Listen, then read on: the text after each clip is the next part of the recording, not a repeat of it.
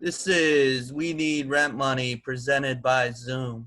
Zoom, zoom, zoom. Du-du-du, du-du-du. Zoom, zoom, zoom. So I gave Zoom this All little, I want to do was a zoom, zoom, zoom, boom, boom. just shake your rump. Nice. I'm with Chris Green right now, the man, the myth, the legend. He plays Fred's boss in the movie We Need Rent Money. How you doing, Chris? How you doing there, brother? It's say, Staying safe out there, man. Pretty crazy times. man, it's out there, man. It's hard to wipe your ass. You know what I'm saying? You know, people try to fight you over toilet paper. You got to double ply, wrap, slap the dog. Like, let's see, don't get me started. You know what I'm Right saying? out. Right. I got an angry anus right now.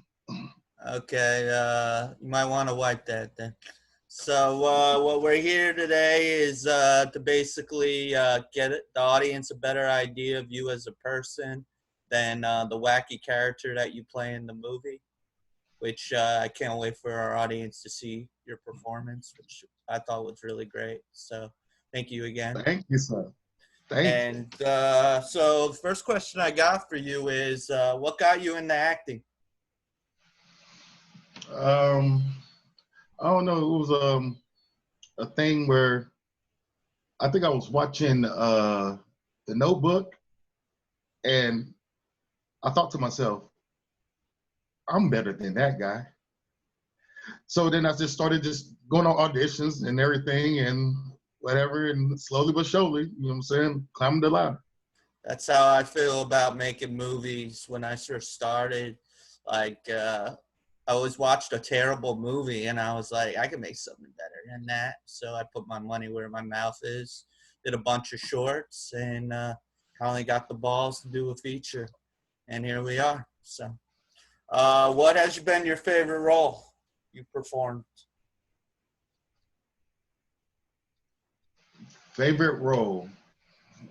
Um, I don't know. It's hard to say.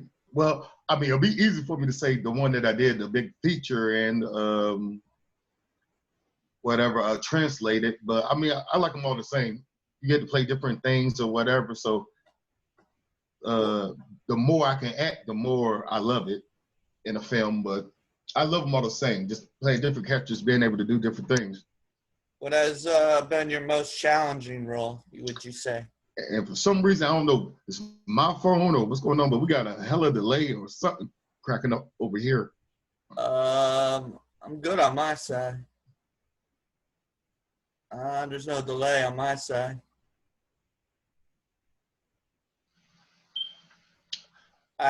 You need to change that battery though. That smoke detector. Oh, you can hear it? Yeah. I mean, maybe close out some things. Maybe we'll make it run a little better. But yeah, no. But, so, what has been your most challenging role? Most challenging role is I think it's the refrigerator. But I think the most challenging role.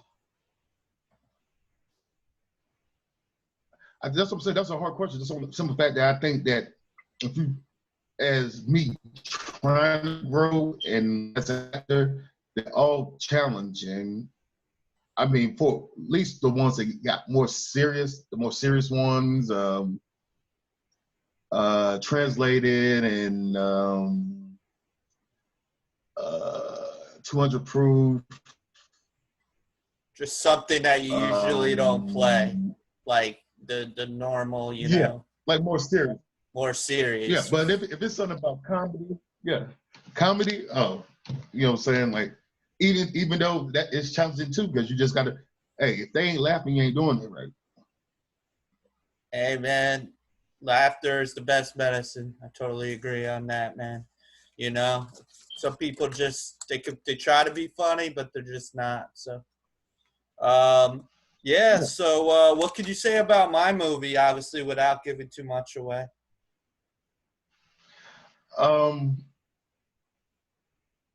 It's different. It's different. It's wacky, quirky, but then it got a little bit of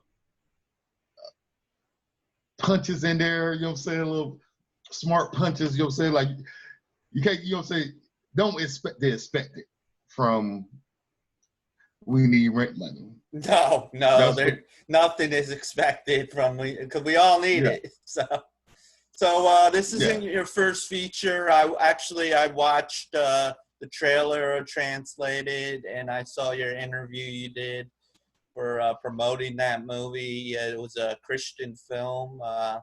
How was being a part of that? Well, if you seen the interview, and it was the most awkward thing because, you know, in our profession, really talking about politics or religion is a no-no. No, that's where you try to keep that out, because Yeah, there's too many so people that are, with two different sides. So you are too many religions. So, yeah, yeah. but So, it so I seemed was gonna like say, I the was, picture was more not just about religion. What I got from that, but I mean, obviously, religion was a big part of it because was who they were pitching it to.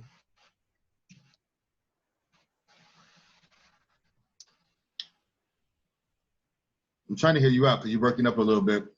But no, the film was good. I mean, it was they traveled all over Oregon for it, and it was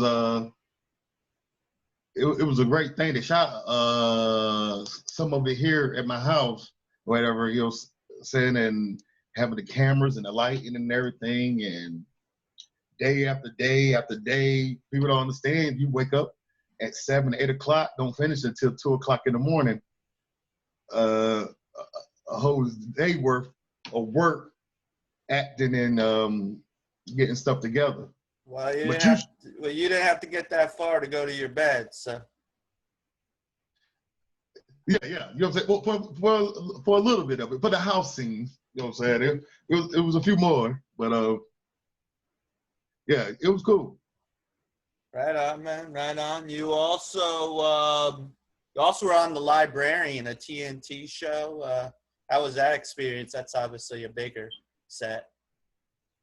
Yeah, Librarian, it was the one where I was doing a feature extra role. Because, you know, when you first start off, you try and get in there, you want to do extra and get that whatever. And that was crazy just on the fact that of the night of, they'll give you the location because it's so secretive. And then you got to go here and get shuttled to a place to take you to the place where the stars is at. And they got different cameos that come through, I guess, guest appearances that's there, and setup they got for stuff like that. Like that's movie You're magic. lagging right now, man. Saying your bandwidth is low, but we're just gonna roll with it. We're in too deep, my friend. So you also helped out with a theme song for a children's show called "Hey, Learn This." Michael Schwab is the one that's been putting that together. He likes to be called Schwabitsky. That's what he said during his interview. So, Oh, Swabinsky? yeah, Schwabitsky. So I was Oh, putting together the theme song to a children's educational show. well, look, I just do that. Uh, I acted in it too, in an episode of it. And working with Mike and Mr. Gates and everybody, that was amazing. It was fun. They're professional, but they don't overdo you. You know what I'm saying? They just whatever. But you know what I'm saying? We have fun, laugh, whatever, do what we got to do, but get work done. And that was a cool environment to be a part of. And I can't wait to work with them further. We got a couple things in that we're brewing up that we're gonna try to see what we could do with.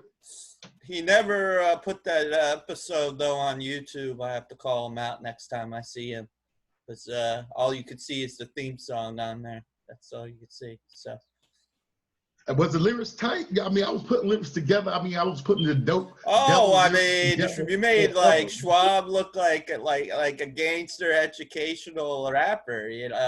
Those were your lyrics.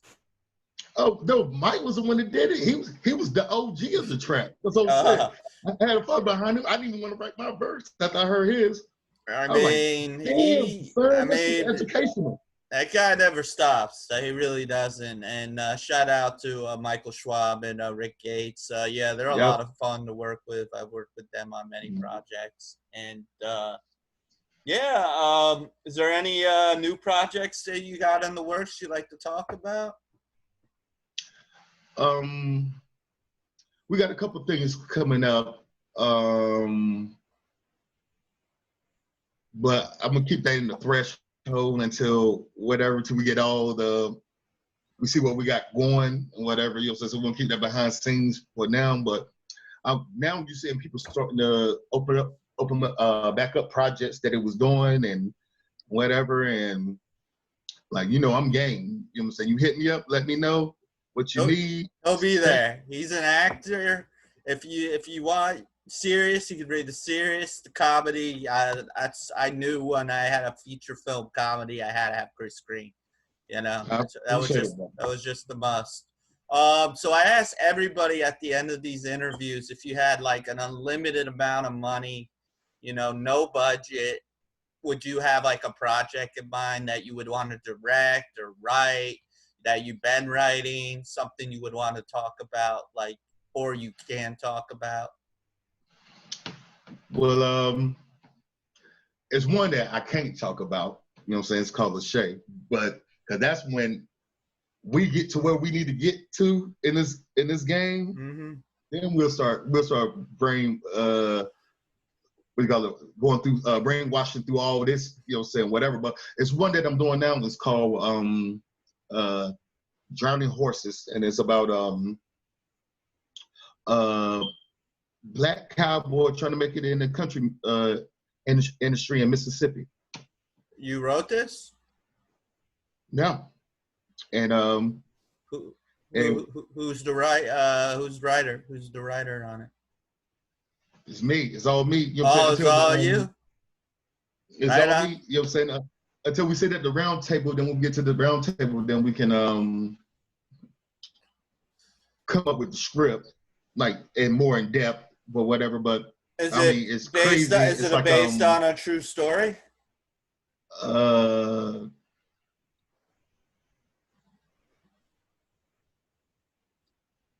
just froze. No, it's not based on a true story. Just something. Yeah, it's just something that's powerful that the world needs to see. I mean, that's a crazy title. So yeah, man. Myself, I'm basically at the point where I just got tired of my buddy and I's screenplay that we've been writing for like we wrote for like 2 years straight. It just ended up sitting on my laptop. And my buddy was like, let's just do a Zoom, pitch. And we actually have someone out in Hollywood that's a producer, Ready Player One, that's interested in reading it. But there's a lot of legal jargon that goes into having people at the industry read something like that. So you got to, make sure our attorney approves it before we can move forward with that. But, yeah, it's quite the story. It's called The Winter Farmer. You can see it on YouTube right now. It's called The Winter Farmer Pitch. And, yeah, so a lot of time and effort and passion was put into that project. And I would make it myself, but I don't have the money to make something like that either. So I'm thinking after the success of this picture and the next one, maybe they'll give me a chance to do it. So, yeah, no, anything else you'd like to add to the audience? Want to do a little stand-up? You got any jokes you could throw at me that made me laugh real quick? Put you on the spot. You said anything to make you laugh? Yeah, any quick jokes to make me laugh? I don't know. I see. I don't know. If a Mexican fart, is it in Spanish? I don't get it. That's a joke my dad told me. I was like, anytime somebody tell me just tell a joke on the spot, I'm saying one of my mama jokes or one of my dad jokes. Yeah. They always call me, asking me, telling me, oh, you need to write this down. You ever heard the penguin joke? No. No. So there's a penguin, and he's in the Arizona desert. He's driving a car, and the car breaks down on him. So he pulls into this auto body shop. He gets out of the car. He's a talking penguin. He asks the auto mechanic, could he fix his car? He's like, come back in an hour. I'll tell you what's wrong with your car, and I'll fix it for you. He leaves the auto body shop. To the right, he sees an ice cream parlor, ice cream shop, whatever the fuck you want to call it. Goes in, orders an ice cream sundae. Has a hard time using the spoon that he starts mowing down on the ice cream. Gets all over his fin, all over his beak, all over himself. Goes back to the auto body shop, asks the auto mechanic what was wrong with his car. He's like, you blew a seal. And he's like, no, it's just ice cream. Yeah. Corona must suck for you. Why? Why does this suck for me? Yeah, I have a lot of time on my hands, man, but promoting this movie is like a 24/7 job. I just got a new job, so I got fired from my job at Walmart, but it's a step in the right direction. So You already picked up that quick. So how far is you with the editing? we're 44 minutes into the movie. It's just a rough cut, man. You know, we got to put the whole movie together before we start doing the color grading and all the special effects and all that shit. So, Oh, okay. but That's good. Mr. Green, I would love to work with you again on a project in the future. We'll definitely be in touch. You know, as soon as this movie's done, I do want to get back into directing, and it's just this project has taken a lot to do, because no one else is going to help promote this thing. So I'm the one promoting it, and Yeah. so I want to thank you for your time. Hey, and I just want to commend you, babe.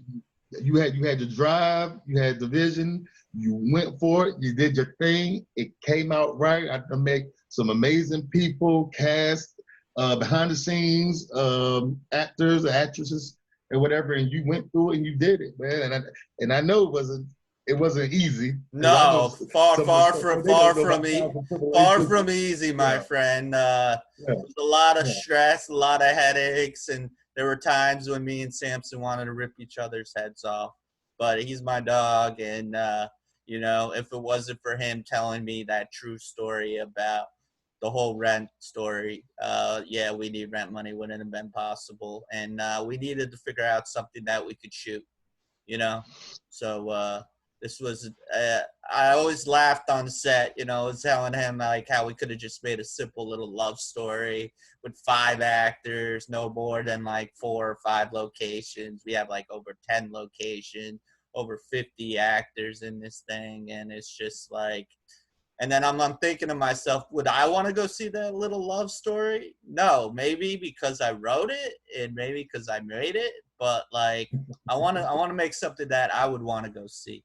So I think that's what's going to come out of this is people are going to enjoy it because I want to see it. Hey, this got a lot of everything in it. It really does, man. It really does. It's the best of Eugene's talent. Anybody that really wanted to take their acting to the next level got on board. Obviously, Will Brack, you name it, the Eugene. But we also got people all over the Northwest. So all the way up from Seattle. So man, it's just they say, you build it, they will come. Basically, you show people you're having fun, and they came. So that's how we got these people for We Need Rent Money, but also put in the work. You got to put the work in. Again, I want to thank you for taking this journey with film with me, Mr. Green. Like I said, when we met on Mystifanol, I wanted you on board on this We Need Rent Money.